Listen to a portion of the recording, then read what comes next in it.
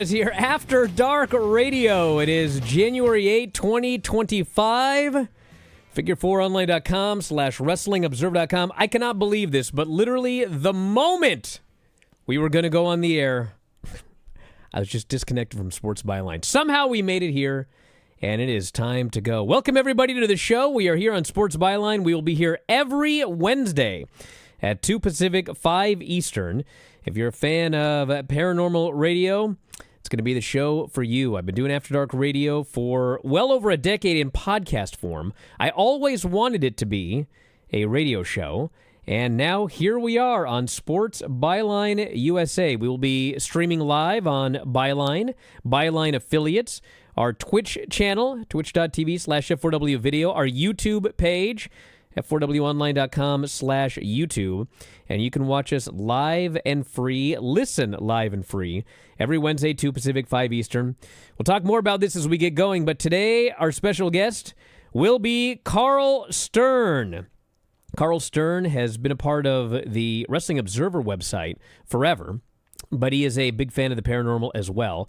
And in fact, when I had my first child and had to step away from After Dark, Carl stepped in and did probably hundreds of shows in the meantime between basically my quitting. Does that sound familiar? And starting back up again.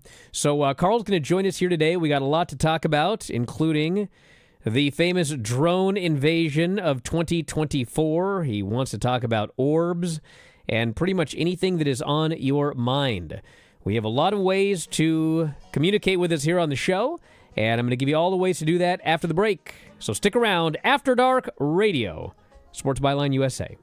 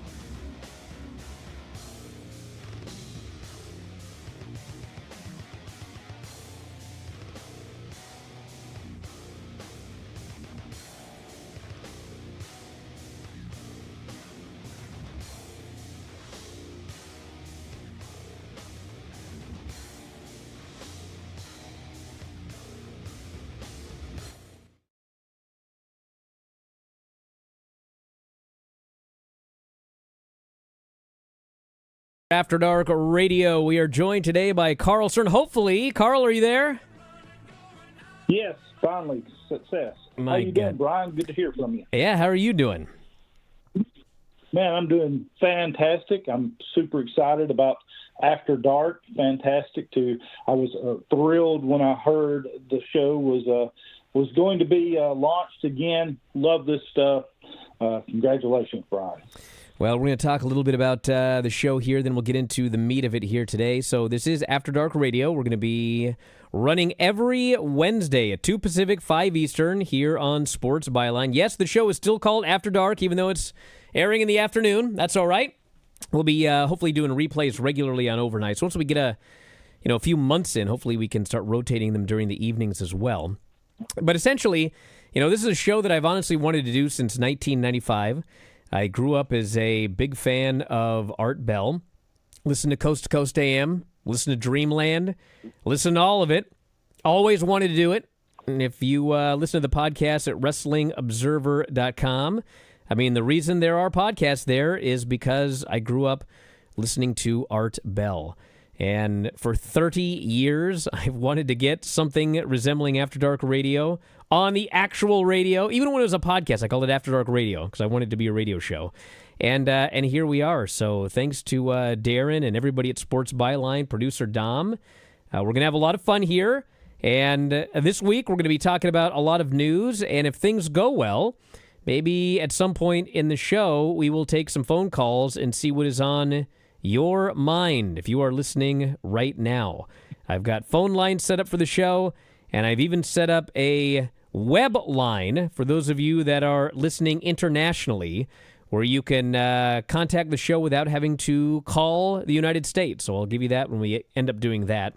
But Carl, as I noted in the opening segment, he was the guy that took over the podcast for me when my daughter Paisley was born and I had to step away. And Carl, how many shows do you think that you did during that period? It was well over 300, probably close to 400. And, it was really, you and I had long had this in common that we enjoyed this type of programming and had grown up on essentially the same type of, really before talk radio was super popular, you had Art Bell, you had that sort of just super entertaining, but mysterious. It really, podcasts have so captured that whole genre. It's the biggest thing in podcasting are these shows discussing the mysterious, something perhaps paranormal, perhaps the fringes of science. This is stuff that people find tremendously interesting, and for good reason.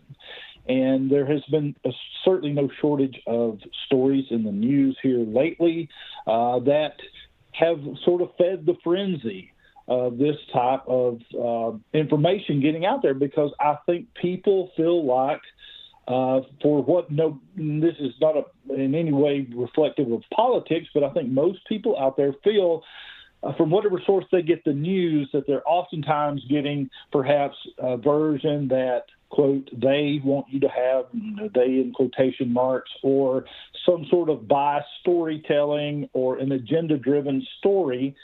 And unfortunately, I believe in today's media world, a lot of times that feeds frenzies, but also is a place where, it's people are seeking information. And it's fascinating stuff. There's much going on right now, especially in the United States, but throughout the world as well. So everybody that is interested in this topic, they've got their whatever their specialty is, whatever they're most intrigued. Some people are into Bigfoot, and some people are into spirits and hauntings, et cetera, et cetera. So in all of the different shows that you put together, what did you find yourself gravitating towards? Was it cryptids, spirits? What was it? I would say really the more that just cutting edge science or ancient history especially, both drew me in that direction because there is so much out there that we don't know, and we still to this day we like to stay here. It's 2025. We're so technologically advanced, yet how far we can see into the universe is actually very, very short distance, and there is much mystery to be had out there. And when it comes to ancient history, ancient Earth history, I feel like the possibility that the human timeline we have is flawed, that perhaps we are a much older species than is given credit for, especially when it comes to civilization building and perhaps even some types of technology, definitely in architecture. We seem to have lost some ancient knowledge along the way. And so I think our archaeological history, while very stringently protected by the colleges and the professors and stuff, I think there's actually, we're going to more and more and more see things that don't fit into the general timeline. I think we have been a lot smarter for a lot longer than we're given credit for. Now, I want to say that at least for myself, I mean, I love, stories and hearing people tell their stories, and, we'll do a little bit of the recent news here today. But I would say that in general, I'm a skeptic. I'm of a skeptical nature. I will not outright, I will, for example, outright deny that the earth is flat. It's not flat. It's definitely round. But, there are other things where, convince me that there is a Bigfoot. I won't say 100% they don't exist. I want to be convinced. And that brings me to Michael here in the chat says, what about aliens in the pyramids? I mean, I'm not one of those people that really, I don't know if I believe the aliens built the pyramids. I don't mind if you've got, evidence that you'd like to show me. But in general, I think that humans were fully capable of building pyramids. But where do you fall in the skeptic scale? For many years, in fact, most of my adult life, I would say I fell more toward the skeptical end of things.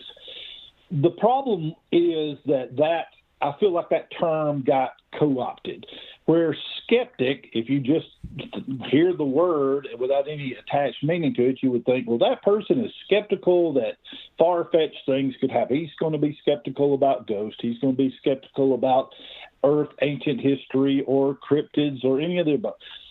In fact, it actually got co-opted to mean you agree with the government story, the official scientific story, or else, you're wrong, or you'll be pushed out of, your voice won't be heard or whatever. So I feel like that term got co-opted too far the other direction. I am skeptical of most things, but I completely understand why people question certain things. The pyramids, for example, do I believe, personally myself, aliens came down and assisted or perhaps outright built the pyramids? I will tell you this, based on everything I know, highly unlikely, because, but completely rule it out? No, I can't, because I don't believe we can today. I know you believe the technology existed there to build the pyramids, and that's fine. Perhaps it did, but I feel like it would be a massive undertaking, even with today's technology and equipment, to build the pyramids. Yet before all this, with just a human workforce, they built these pyramids. And the pyramids stood, it's so hard to believe, but for the majority of Earth's history, they were the largest man-made structures on the planet. We look around today with high-rises and skyscrapers everywhere in multiple countries trying to build a even taller and bigger one. But up until well into the 1800s, the pyramids were the tallest structures on the planet and had been for thousands of years.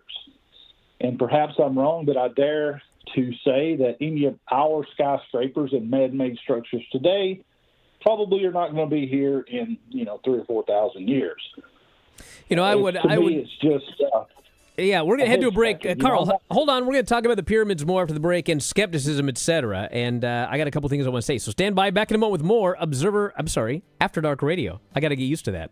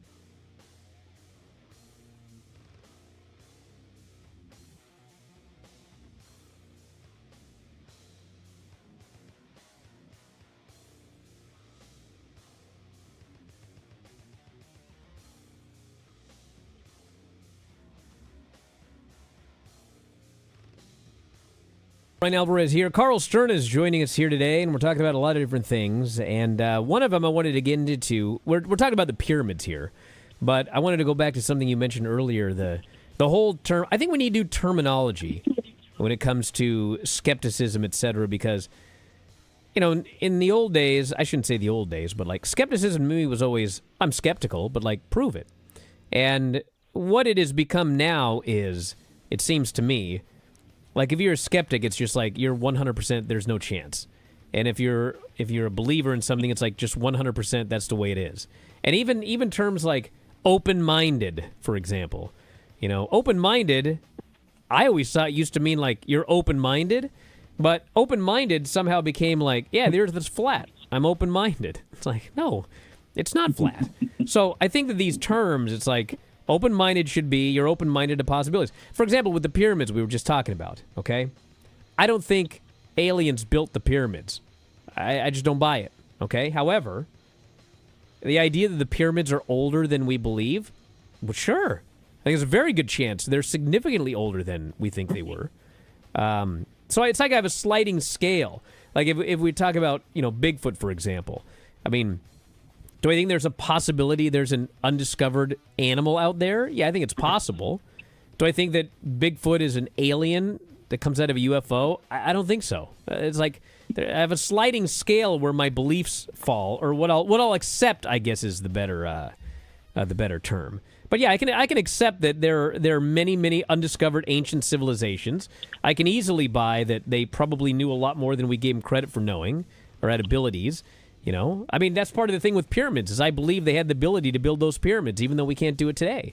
So I believe that. I believe they may be older, but I'm not sure about aliens coming down to help us build a big triangle in the desert.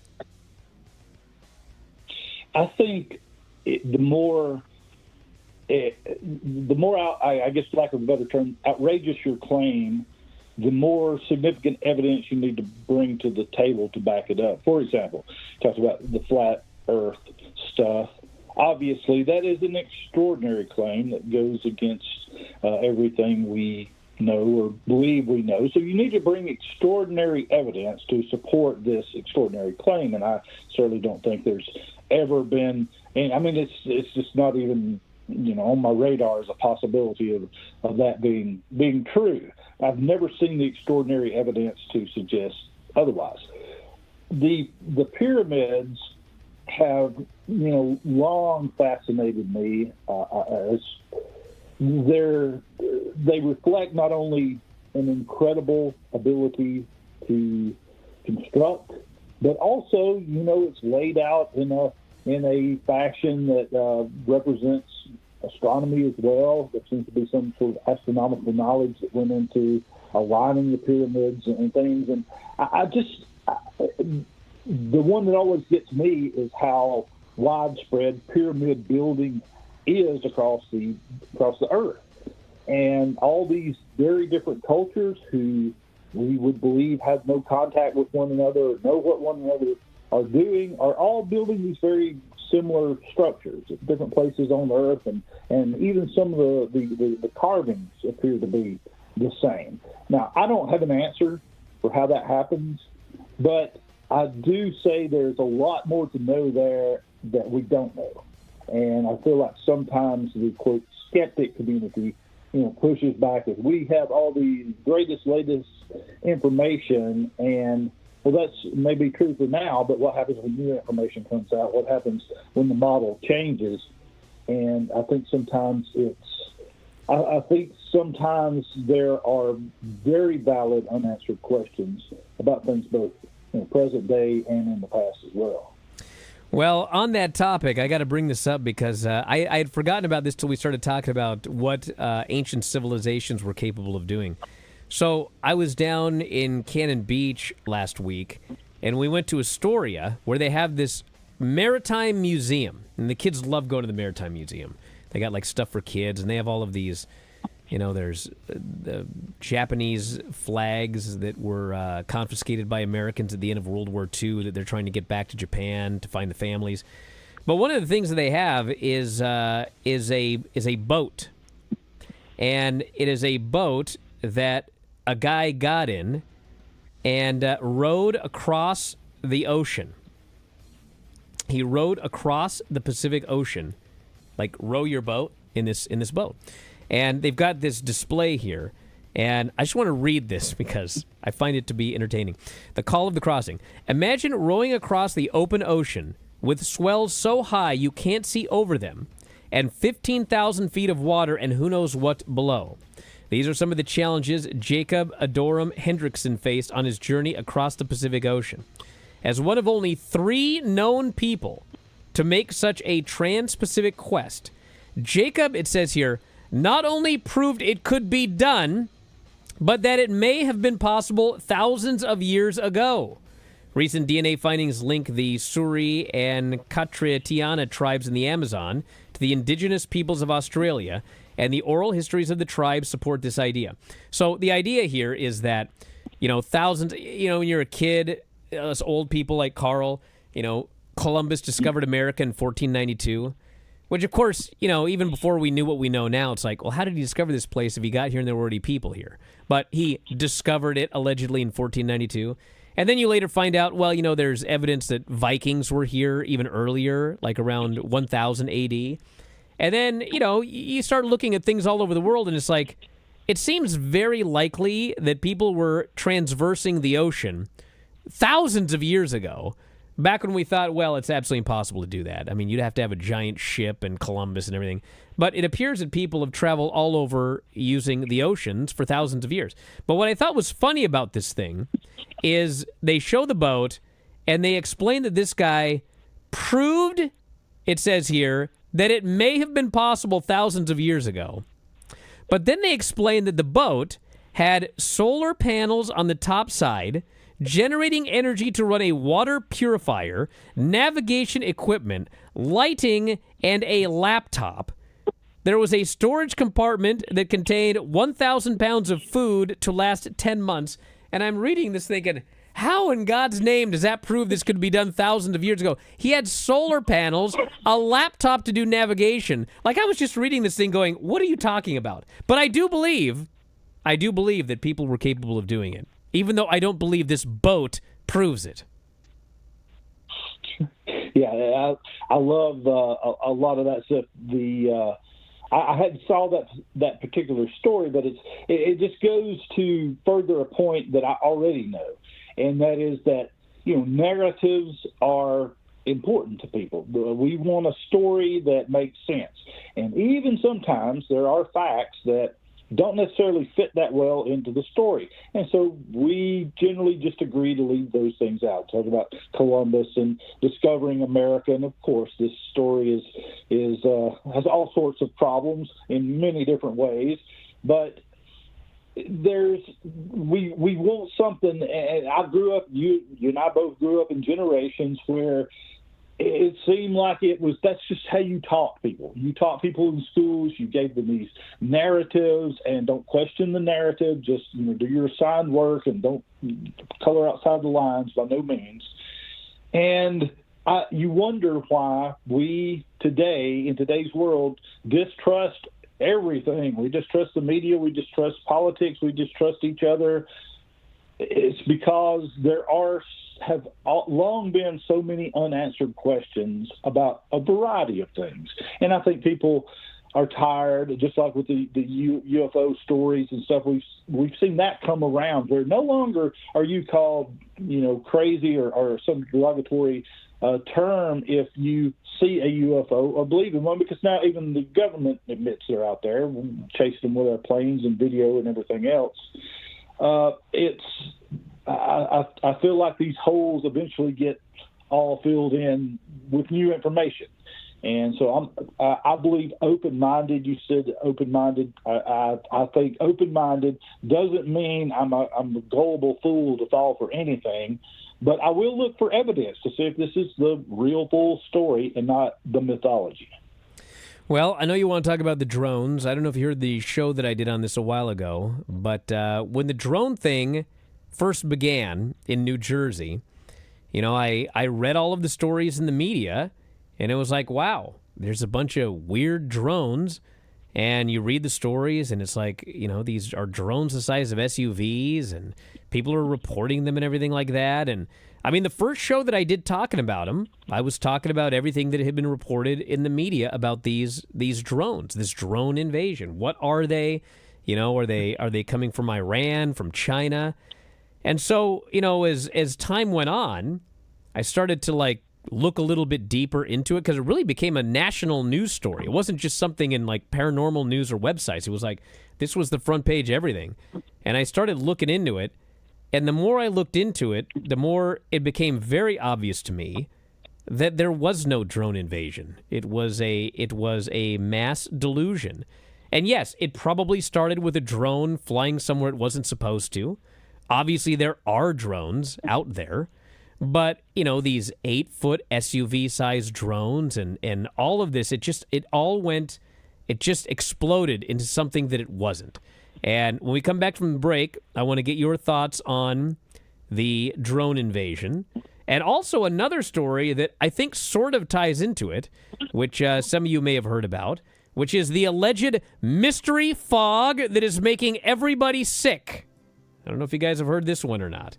But we shall talk about this with Carl Stern after the break. After Dark Radio, here on Sports Byline USA.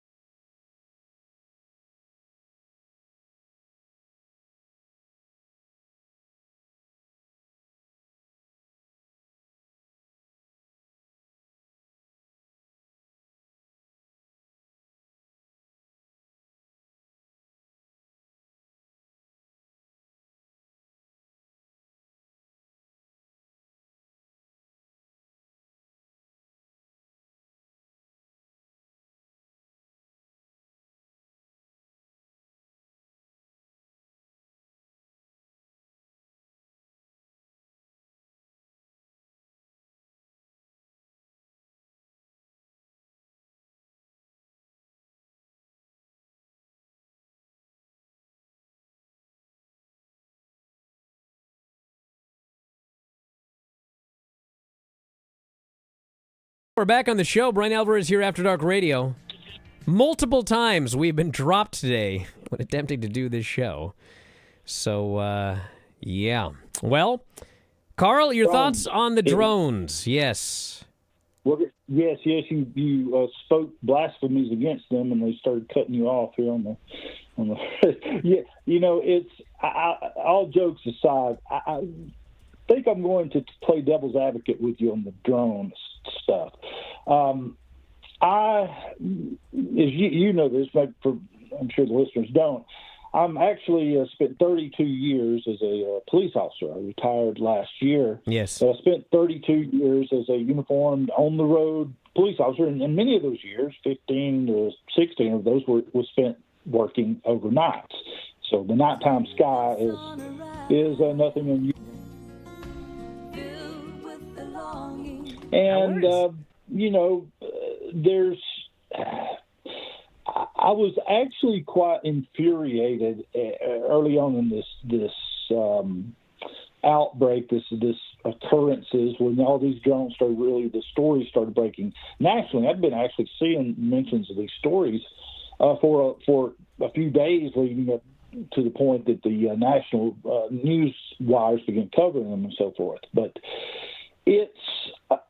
there were so many, to me, very credible witnesses early on. Okay, people who are used to seeing these. It wasn't just anybody and everybody who is now suddenly looking up, seeing blinking lights in the sky, and immediately assuming all of those are drones. There is some of that, yes, but it doesn't have to be all or nothing. It's some people were certainly flooding social media with videos of airplanes and other natural things you would expect to see in the night sky. However, there were enough early on very credible people, law enforcement, fire, military people, who very clearly know and are trained, because I had much of this training myself. Even through our incident command schooling, which after 9/11 took place, many of us, this was a course that we could have taken about incident command. And there's so many things we learned after that, as far as, we want good, solid information on identification, not a bunch of guesswork. This isn't like, the 1950s or 60s where the local law enforcement gets out of his car, doesn't know what an airplane is, and calls it in. And these are trained people who want the truth to be known, who want identification. Yet they were just totally blown off by this. And then, of course, you do get the people who start then wanting to be part of the story, calling in things that aren't, anything unusual, commercial drones or whatever. Everybody starts seeing things. But there's been too much credible, I feel like there's a pretty good bit of credible video out there, certainly some very credible witnesses. And the thing that most turned me to the side of, there is something going on here, was the government's horrific, terrible response to it, which was basically send a guy out who said, "Hey, nothing to see here. Quit. These are all. We've not had a single legitimate sighting." Yet I had just watched video of several people who were legitimate witnesses, and I just immediately, having worked for the government for 32 years, Brian, I can tell you, I'm going to let you in on a little secret here. They will lie to you. And they will lie to you about the most ridiculous and minute things, so I have no reason to think they won't lie to you about bigger stuff, too. I feel like there was absolutely something at some point going on above New Jersey, the East Coast. I'm not sure what it is. I'm not willing to yet make the leap to aliens or angels or any of the other number of things that I've heard, theorized about what's going on, but I do lean toward, I would say 80% sure something was going on, and 100% sure that guy from the government was lying about not knowing what was going on. So that's where I fall there. So you think there is definitely more than just people confused and seeing airplanes and such? I feel like it's there. A number of things could possibly be. I think to me the most logical thing is that it's us. I almost feel 100%. It's us doing something. Is it nefarious? I don't know. It's certainly secretive. And I think it was a test. I mean, I've heard the different theories about, trying to sniff out radioactive material and things like that. I've heard all these different ideas. One of the most interesting things is whatever this was, whether it was coming out of the ocean, whether it was a foreign country, I don't know the answers to all those things. But I do believe something was going on. Now, what happens is that something starts getting tied in with other like-minded things, such as these orbs, plasmoids, and things like that have been, the stuff that we've even had congressional hearings on that our pilots can't keep up with, that they can't be explained. They're appearing over our military bases. And there become a theory then that, these are two different things people are seeing in the sky. They're seeing these, either alien or spiritual plasmoids, and the drones are actually trying to study them. That all gets linked in there. So what, if any, truth is there to that? I don't know, but I do know that whatever our pilots were seeing, whatever they had congressional hearings on, I don't feel like was ever appropriately and conclusively answered.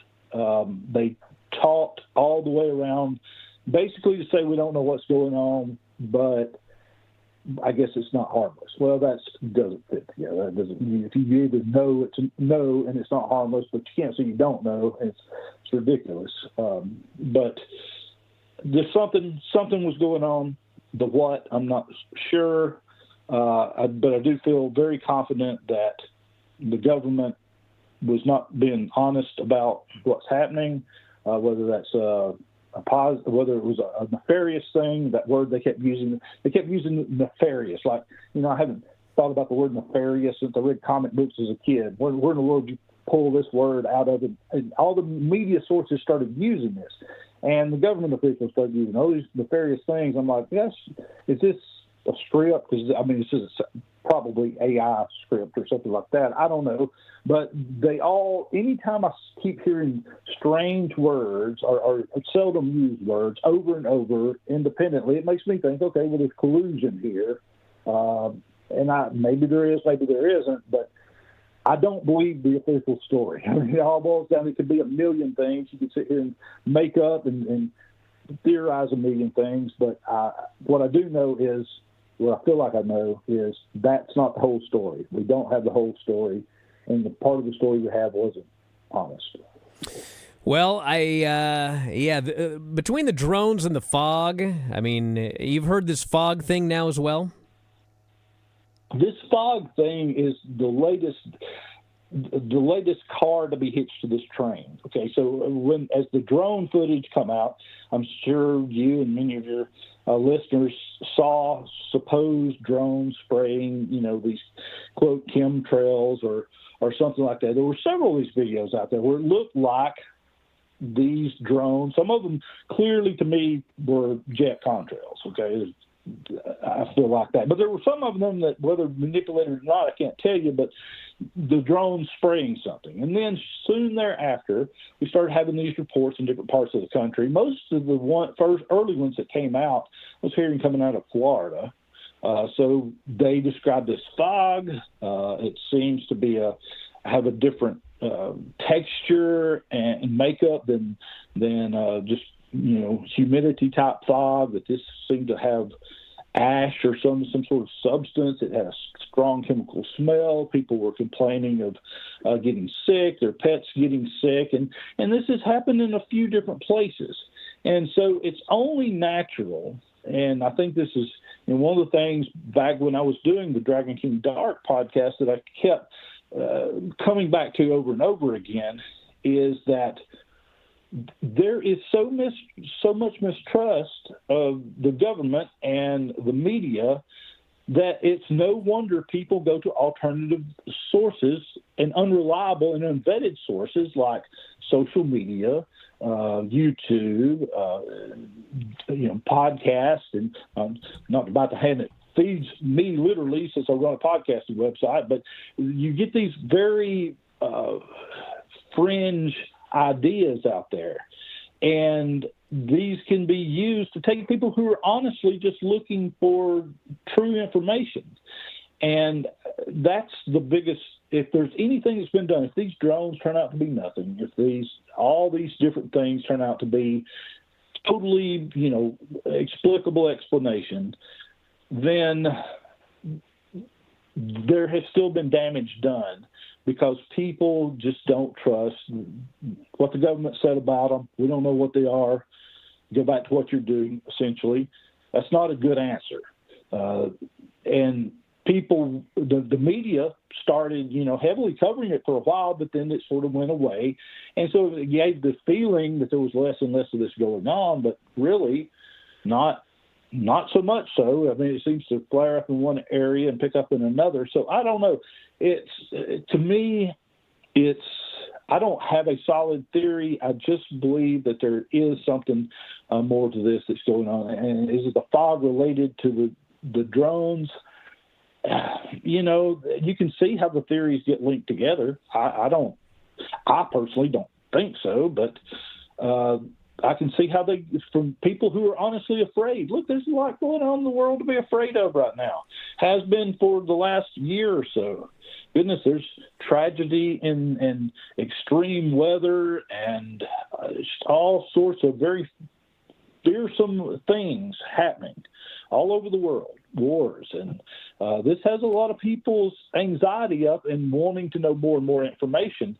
And sometimes, that leads to when the quote, I hate to use the term mainstream media, is so overused and stuff, but essentially the popular culture media interprets this stuff out in a way that's it's just a cycle. It's just a news cycle. There's not any meat to it. There's not any conclusion to it. We just move on to the next thing. And we need to know, if these initial reports were correct, if there were, in fact, dozens and dozens of unexplained drones on the East Coast shutting down military facilities and airports, mystery fog, we just need answers, and we should get answers. That's what the government's here for, truthful answers. Well, I got to say I'm skeptical of the fog because of two reasons. Number one, and this is one of the things with the drones as well, it's like, a lot of these people that claim they saw a drone, they would put their pictures up on social media of these drones, and it was clear these were not mystery drones. They were like, these were shots of airplanes, and people could, they could even tell you exactly what kind of airplane it was based on the light pattern. And the thing with the fog is, a lot of the pictures of the alleged fog on social media, it's like, these are pictures of, there was one I saw that there'd been like a wildfire, and you could see like the smoke in the distance. And so this person had like zoomed in so you could only see the smoke. You didn't actually see the clear sky as well. And they were talking about how this is the fog works, but it's like an old picture as well. So like people are taking advantage of this fear and they're spreading it on social media. And, if you look at the National Weather Service, there's not a lot of fog being reported around the country, and particularly in these areas where people claim there's this fog. And it's also happening in the middle of winter where people are getting sick anyway because everybody got sick around. I'm sick right now because of the whole, holidays. So I'm skeptical of the fog. I'm open to the idea that maybe there's more to it, but it seems like perhaps it's just another mass delusion, maybe in the same way that the drones were. Stand by. We'll be back in just a moment with more After Dark Radio on Sports Byline.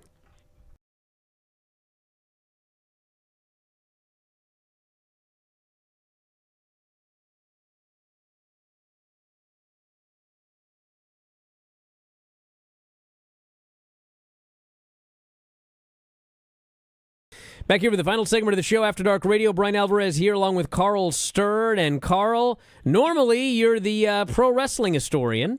So before we wrap up the radio version of this program here today, let's get a quick plug in for your new book.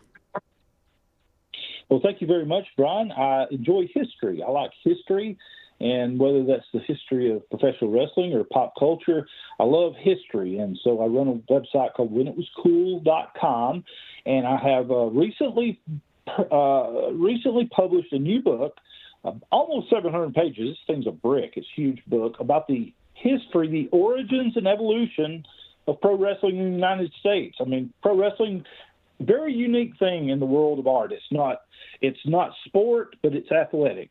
It's entertainment, but there's real risk involved with it. It's something unlike anything else. How did that come to be? Dragon King Carl's Pioneer Era of Pro Wrestling Omnibus is available on Amazon right now. Appreciate you checking it out and maybe learn a little history. It's a very fun history book. All right, we got to wrap up this show for today, everybody, but we are going to be here, hopefully, every Wednesday at 2 Pacific, 5 Eastern with After Dark Radio. That's when the show airs live. And next week, we'll have a big guest. The week after that, we'll do some open line phone calls, etc. And we'll tell you more about how to contact the show next week. For those of you who are subscribers, we're going to go 30 more minutes with Carl starting right now. So check it out, everybody, and we'll talk to you again after a while.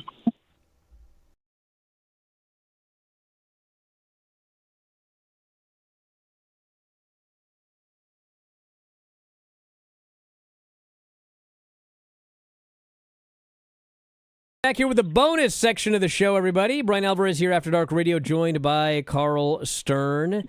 And now we have a commercial-free 30 minutes. And I don't know how much of this you're aware of or not, but I did this show through Byline, Wrestling Observer Live at noon, and we had absolutely zero issues. And then as soon as it was time for After Dark Radio, we got kicked off our connection so many times that they finally just gave up. And they're going to have to put this show back together for replay. So if this starts happening weekly, I'm going to have to say that that's pretty weird. As of today, I'll say it's just an odd coincidence. But if this happens regularly, that's kind of weird. Can I tell you about the curse of After Dark Radio on the life of Carl Stern? Please. This show, you come up with the idea of this show years ago, the first iteration. And you said to me, Carl, would you be interested in perhaps doing a segment with the news on that show? And I said, of course, love this sort of thing. Love it. Be glad to. And so for a long time, I don't remember, Brian, how long it was, but it was a considerable amount of time. I did the news for that. And ultimately, when you took time off, I came in behind that with Dragon King Dark on there. But this show, I never told you this. I've never revealed this to any human being ever. This show was cursed. Every time, I won't say every time, that's ridiculous. Anytime a personal tragedy bestruck me, I was in the midst of taping a segment for After Dark Radio. What? I had I was on the radio with you one day, and I saw a text message come up on my phone, and so I just ignored it till we got off the radio, and I found out that my first cousin had been killed in a tragic accident while I was on the phone with you. He was 32 years old, tragically killed, just out of the blue, shocked everyone. And I thought, man, glad I didn't read that while I was on the air. I would have been, all upset. It was terrible. And then there was a huge tornado outbreak, which I got activated for. I was still unretired at the time, happening as I was on the phone with you for an After Dark show. And my uncle passed away, and I got the text message while recording the news. And I almost at one point, it got to the point where I was like, I'm going to have to tell Brian I can't do After Dark anymore because this is just getting too eerie. It's getting too weird. Is it cursed? Was it? I don't know, but I know this. I will never forget the dread I would often have in calling in for the segment on After Dark and going, I hope if I get a text message in the time I'm on the phone here, I don't want to read it. God, maybe it's you, Carl. What's going to happen if next week we don't have any issues and you're not on the show?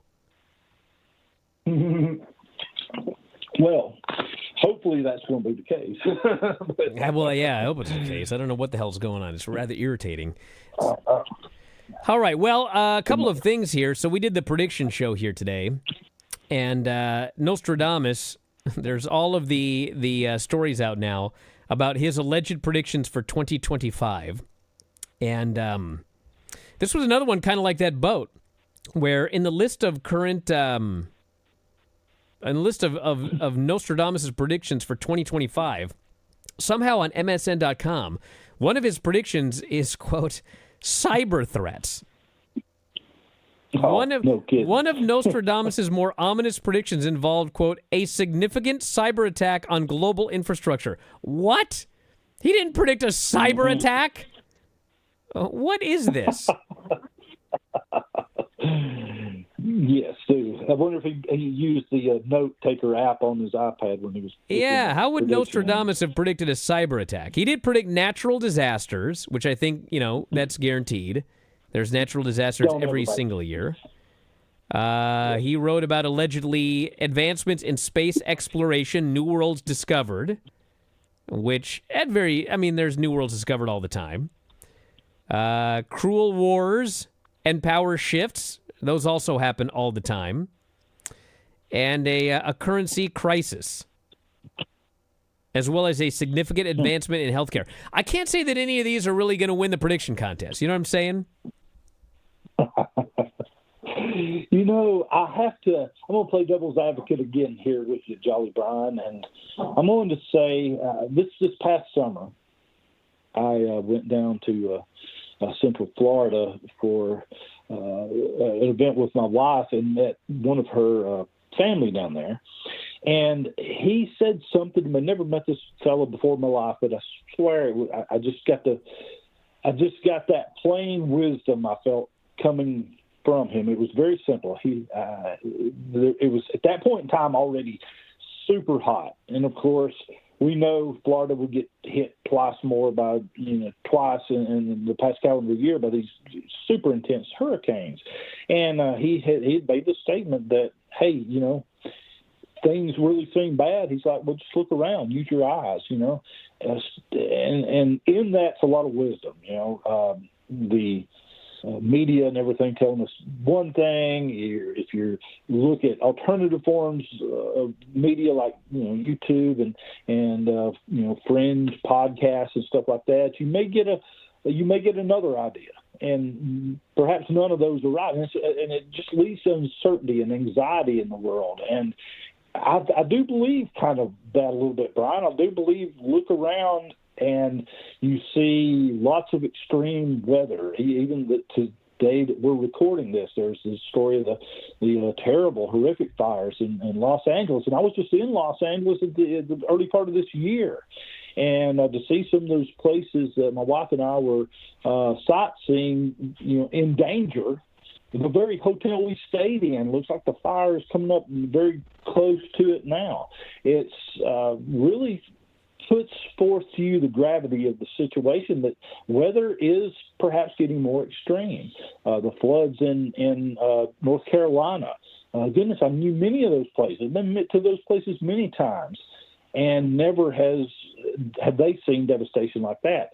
Even here where I live, which is in North Alabama, we're preparing for an ice storm right now as we speak, and as areas just to the north of us have been shut down for days now because of ice and snow. So I feel like the weather is getting more impactful.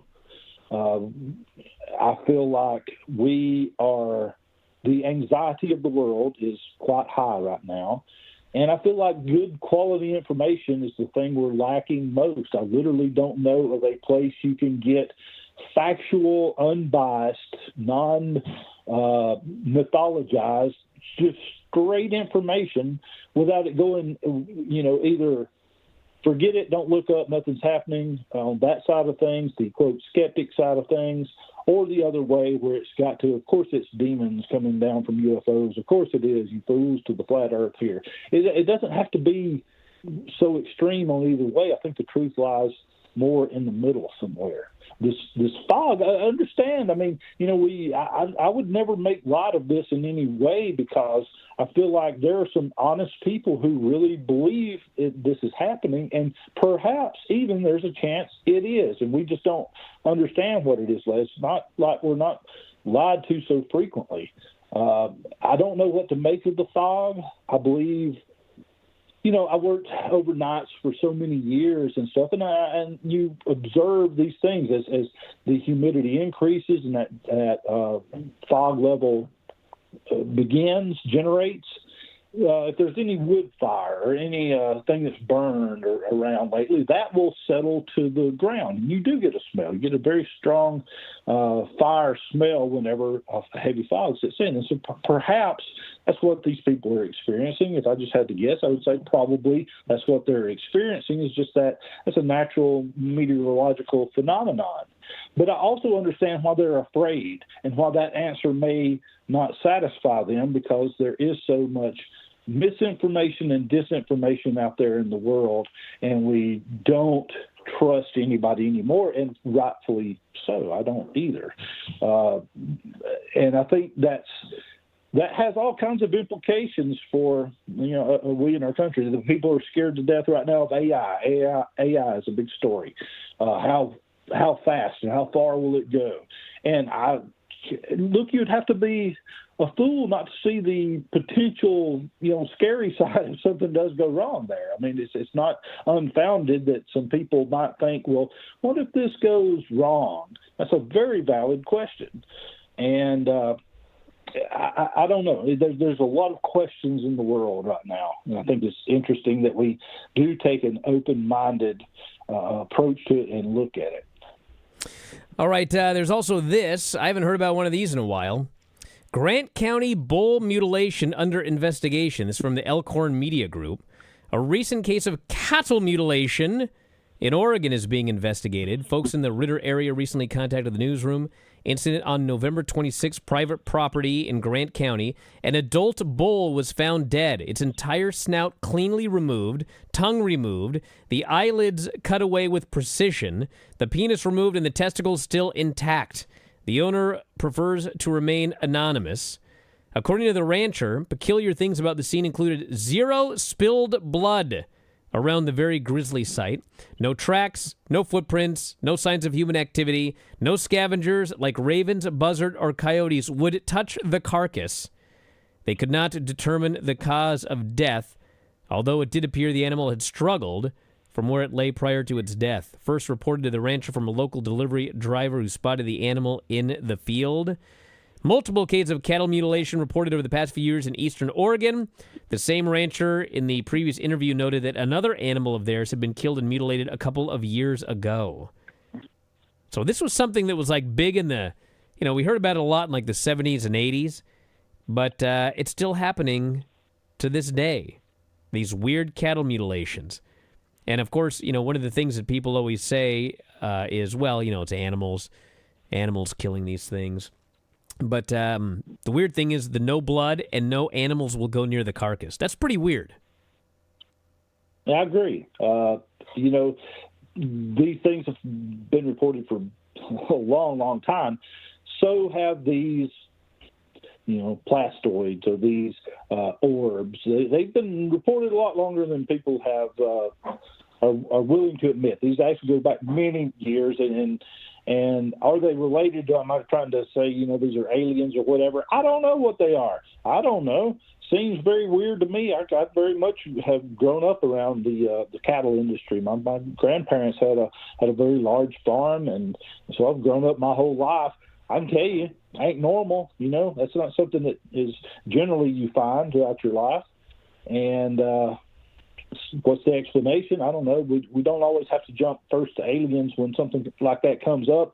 Wild animals is a possibility. Maybe not. I mean, I don't know. And I think it's okay for us to be able to say, I don't know, and, bring forth the best evidence for whatever this is. I really just feel like this whole recent, not just the drones, but the UAPs and the orbs and all this, I really feel like while it's come to the public front in the last few years, there's been a little more transparency.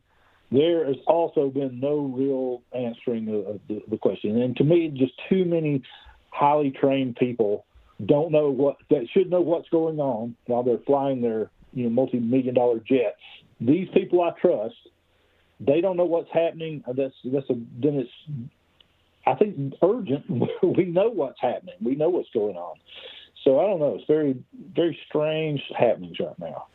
And finally, we have this, and we still don't know the names, which I don't know if that means anything or not. Usually the names come out eventually, but 2 Oregon men found dead in a Washington state forest after they failed to return from a trip to look for Sasquatch. I think many of you probably heard this story because it was actually a pretty big news story around the country.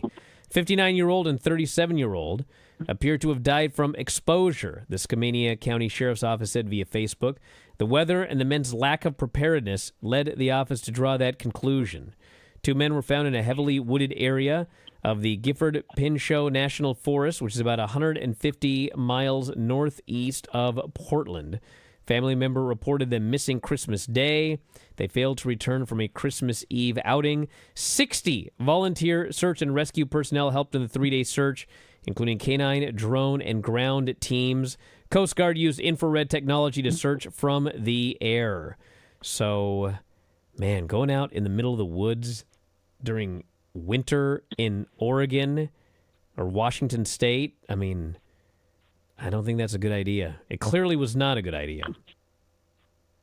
Yeah, that sounds like a poor judge. I wonder if that's a story that, they was that in fact what they were actually doing, going out looking for Bigfoot, completely unprepared, or was this one of these deals where they were perhaps Bigfoot enthusiasts and they made a poor choice to go camping in very bad weather, and the media decided, oh no, they had to be out Sasquatch hunting. I don't know. I'd just like to know what went into the decision-making process, whether chasing Bigfoot or not.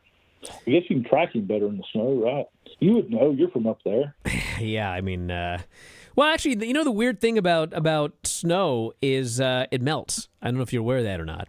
So the problem is, like, a lot of times, anything that makes a track in the snow, as the snow begins to melt, the track just naturally gets much, much bigger.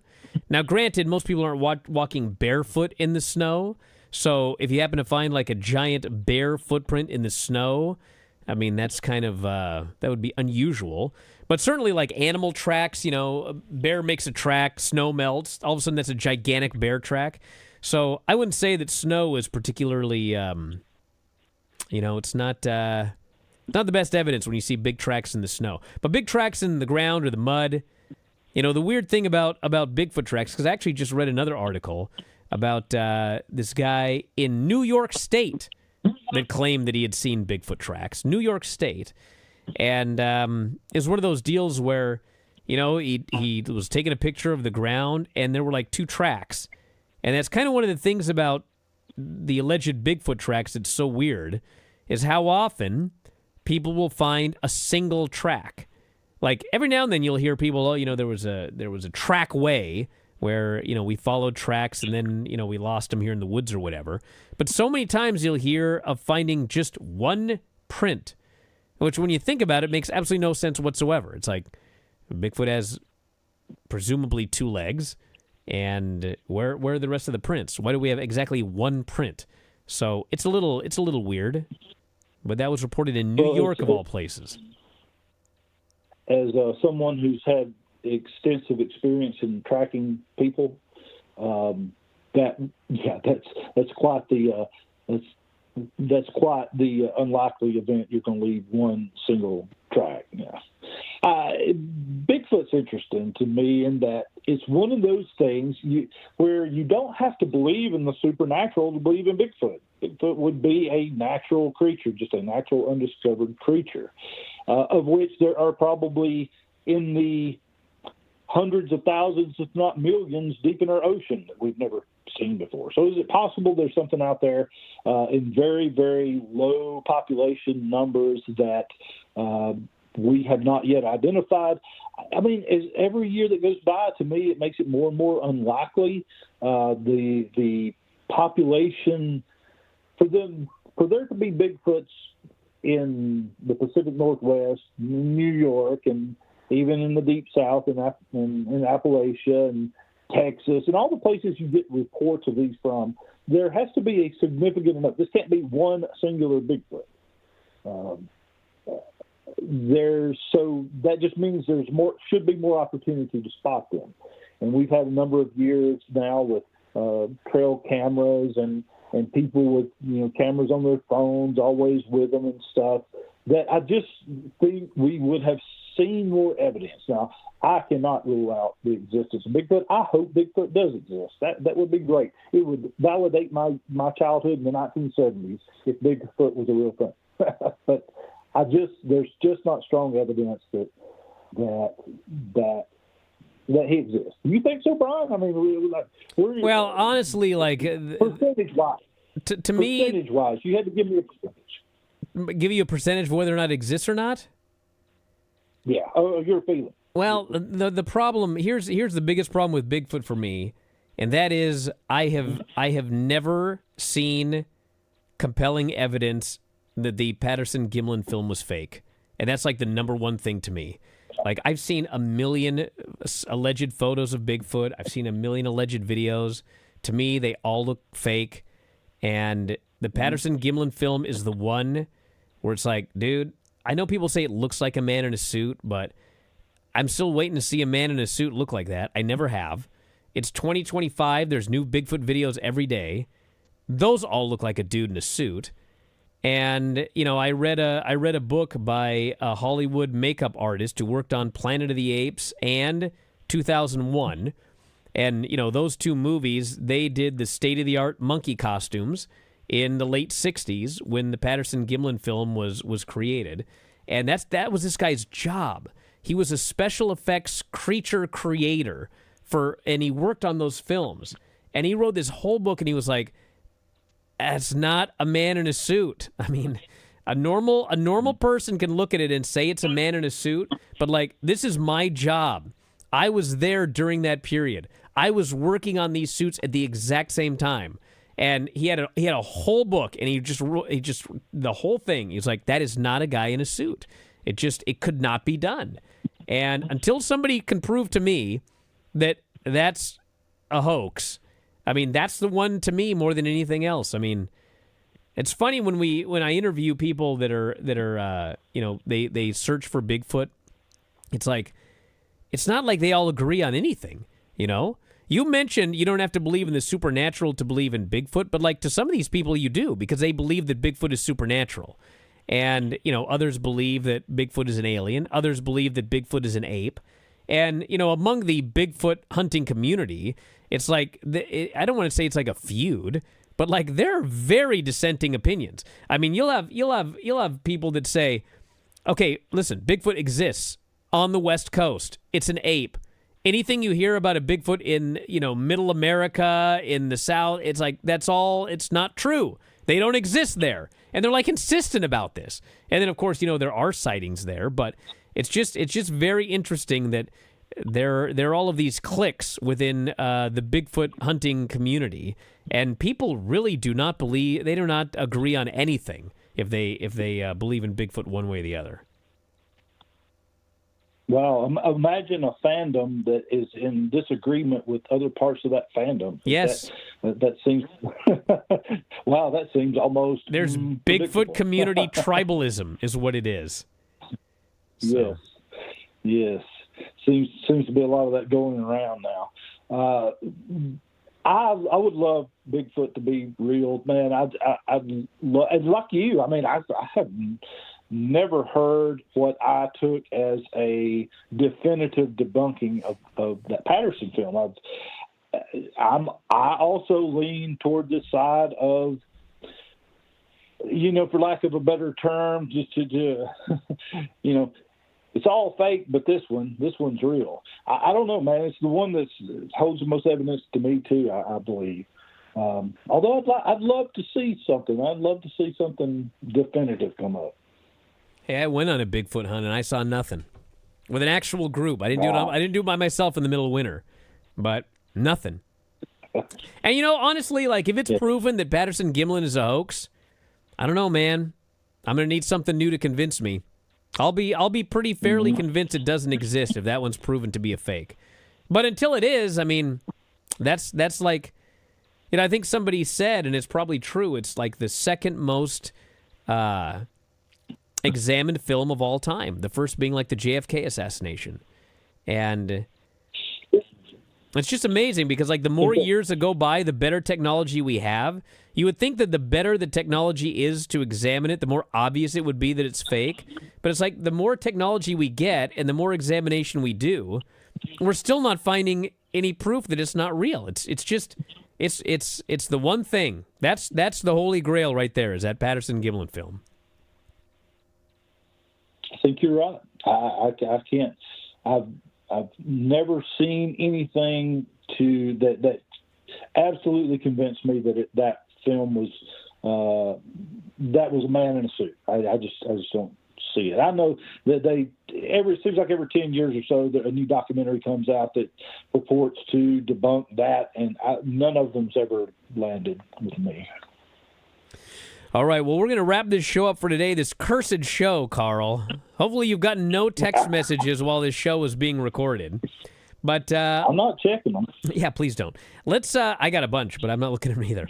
Let's talk about the omnibus here once more. The omnibus, Dragon King Carl's Pioneer Era of Pro Wrestling Omnibus.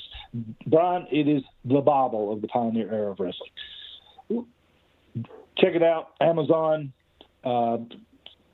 It's available on Kindle and Kindle Unlimited. Let me just tell you, Kindle Unlimited, I love Kindle Unlimited. And when I published this book, I thought, I'm putting it on there too because that's just a great service. So there's many ways to read this book. And it's about the origin and evolution of pro wrestling in the United States of America.